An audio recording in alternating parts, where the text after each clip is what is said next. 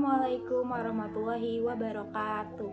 Saya Diva Oktavianti dari 12 IPS 2. Pada video kali ini saya akan mempresentasikan mengenai teks editorial. Pengertian teks editorial. Teks editorial adalah teks yang berisi pendapat pribadi dari redaksi terhadap suatu isu atau masalah aktual. Isu bisa meliputi masalah politik, masalah sosial, juga masalah ekonomi. Perlu kamu ingat ya bahwa di dalam teks tersebut itu berisi pendapat pribadi redaksi, bukan pendapat si penulis teks tersebut. Menurut Kamus Besar Bahasa Indonesia atau KBBI, menurut KBBI, teks editorial merupakan sebuah gagasan, ide, atau pendirian seseorang yang mereka tuliskan sesuai kaidah kebahasaan teks opini, sehingga tulisan yang mereka sampaikan dapat memberikan dampak bagi seseorang yang membacanya. Menurut Ja'far H. Assegaf, menurut beliau, teks editorial merupakan penjelasan mengenai suatu fakta atau opini yang ditulis secara singkat, logis, serta menarik dipelajari, yang mana tujuannya tak lain untuk memberikan dampak mengenai suatu berita. Dampak tersebut memberikan pengaruh sehingga para pembaca surat kabar akan memperhatikan pentingnya arti berita tadi. Tujuan teks editorial. Yang pertama, untuk memberikan pandangan atau opini sang redaksi terhadap para pembaca pada isu yang tengah berkembang atau hangat dibicarakan. Yang kedua, untuk mengajak pembaca agar turut berpikir terkait isu aktual yang tengah hangat diperbincangkan di kehidupan sekitar. Manfaat teks editorial. Yang pertama, untuk menyampaikan berita atau informasi kepada para pembaca. Yang kedua, teks editorial terkadang dapat menggerakkan pembaca agar mau bertindak.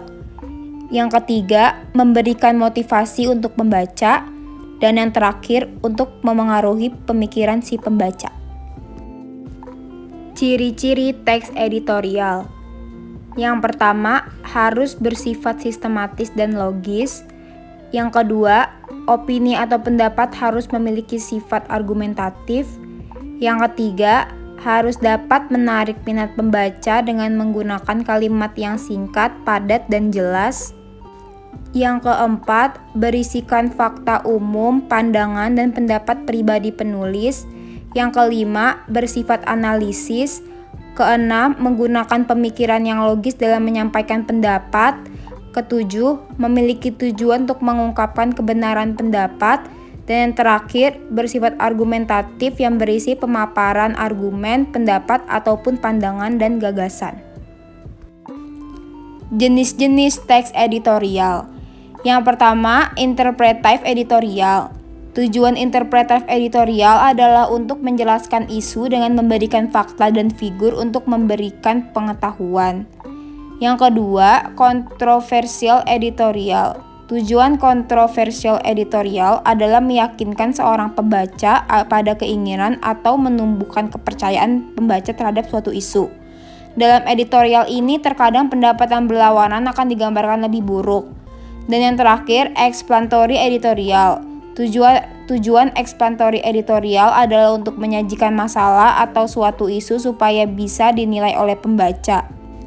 Biasanya, teks editorial ini mempunyai tujuan untuk mengidentifikasi suatu masalah dan membuka mata masyarakat supaya bisa memperhatikan suatu isu. Struktur teks editorial. Yang pertama, ada pernyataan pendapat atau tesis. Berisi sudut pandang penulis terhadap permasalahan yang diangkat, berupa pernyataan atau teori yang akan diperkuat oleh argumen. Yang kedua, argumentasi. Bentuk alasan atau bukti yang digunakan untuk memperkuat pernyataan tesis. Bisa berupa pernyataan umum, data hasil penelitian, pernyataan para ahli, atau fakta-fakta yang dapat dipercaya. Dan yang terakhir, penegasan ulang pendapat atau reiteration. Berisi penguatan kembali atas pendapat yang telah ditunjang oleh fakta-fakta dalam bagian argumentasi. Kaidah kebahasaan teks editorial. Yang pertama, adverbia yaitu ditujukan supaya pembaca meyakini teks yang dibahas dengan menegaskan menggunakan kata keterangan atau adverbia frekuentatif. Kata yang umumnya digunakan yaitu selalu, biasanya, sering, kadang-kadang, sebagian besar waktu, jarang, dan sebagainya. Yang kedua, konjungsi, yaitu kata penghubung pada teks, contohnya bahkan. Yang ketiga ada verbal material, yaitu verba yang menjelaskan perbuatan fisik atau peristiwa. Yang keempat ada verba relasional, yakni menerangkan hubungan intensitas dan milik. Dan yang terakhir ada verba mental, yaitu verba yang menerangkan persepsi, misalnya melihat, merasa, afeksi, misalnya senang, suka, dan khawatir, dan kognisi, misalnya berpikir, paham, dan mengerti. Pada verba mental terdapat partisipan pengindra atau sensor dan fenomena.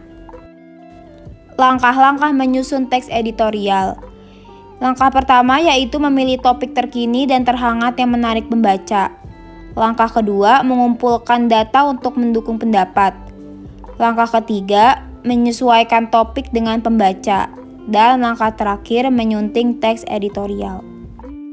Berikut ini merupakan contoh teks editorial beserta strukturnya. Pentingnya meningkatkan pelayanan rumah sakit. Pernyataan pendapat atau tesis.